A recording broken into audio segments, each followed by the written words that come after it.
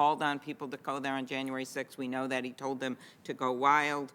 One of my questions that we will continue to be asking as part of this investigation we're doing with the Rules Committee and Homeland Security is how can we change this so this never happens again? So these types of threats and this type of information gets to the right people. We did communicate that information in a timely fashion to the Capitol Police and MPD in not one, not two, but three different ways. But do you think it's enough just to send an email? Well, it's more than just an email, right? So first off, the email itself went to, I think there are maybe as many as 5 Capitol Police Task Force officers on the Joint Terrorism Task Force, and the whole point of the Joint Terrorism Task Force is for the chosen representatives of the partner agency to be there in the loop real time so that everybody's got the same information so that each agency can use that information to do what it needs to do. Thank you, Chairman Durbin.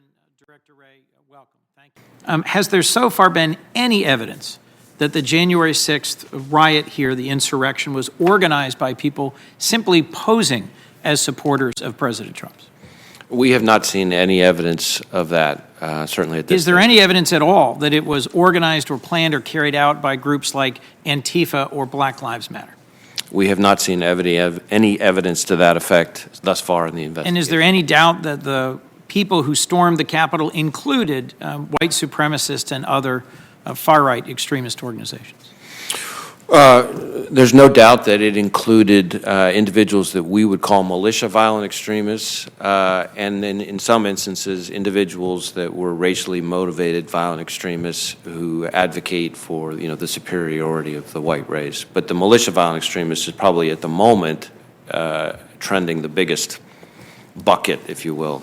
For being here, and thank you for the way you've been available to us on this. How much of it is the filtering through social media for you to make sense of it, and how much of the January 6th failure was the handoff from the FBI to Capitol Police?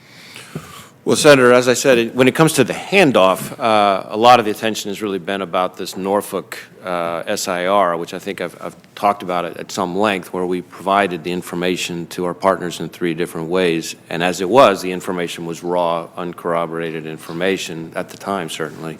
You used the drunk guy example. I guess that sometimes the amount of angry, hateful, unspeakable, combative, violent even rhetoric on social media exceeds what anybody in their worst imagination is out there.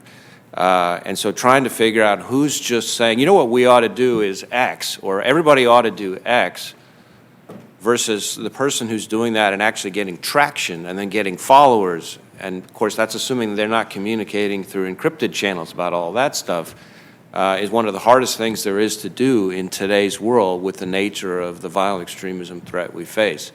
To the people in the best position to take action on the threat, not one, not